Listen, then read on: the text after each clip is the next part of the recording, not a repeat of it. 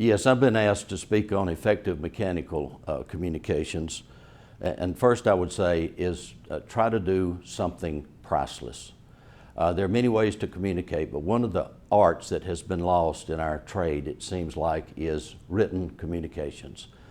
And so if we take this topic of mechanical communications, usually meant to be written communications, we will see that we can do something differently with that than we can with other methods of communications.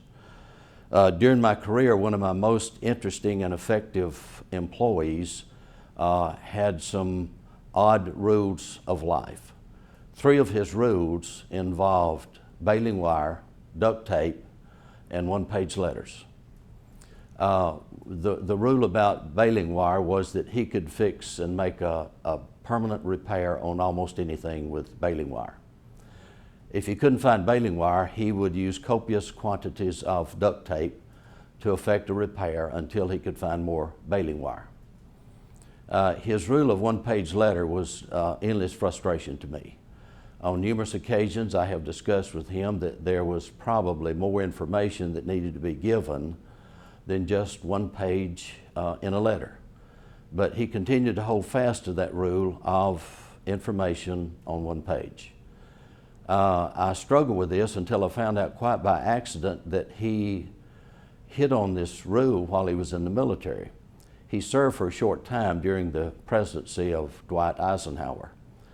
I found out quite by accident that President Eisenhower had a rule when people brought him reports. He would only accept a report of 1 page for consideration. If it was more than that, he sent the aide back to redo the report. And so my employee was holding fast to that, but as I reconsidered what he was trying to do with 1 page of information, I did realize that most subjects, unless they're very complex, can be reduced to 1 page, 1 paragraph, 1 sentence, or 1 word. And so after that, he and I began to see more clearly that there was some benefit in restating 1 page of information than there was in duplicating this effort.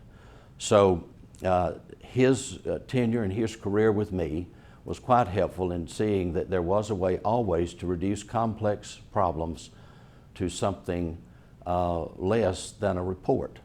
If it is very complex, it may require a meeting, it may require a conference, it may require a long report.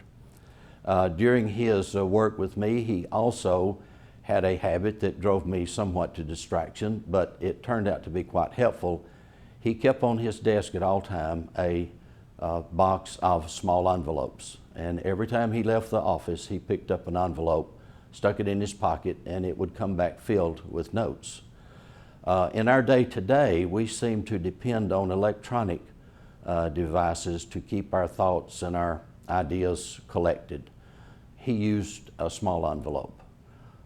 It was quite helpful to him. I started doing it myself, and I have found that the back of an envelope or a napkin is sometimes the very beginning of a great idea, a great project, or a PowerPoint presentation.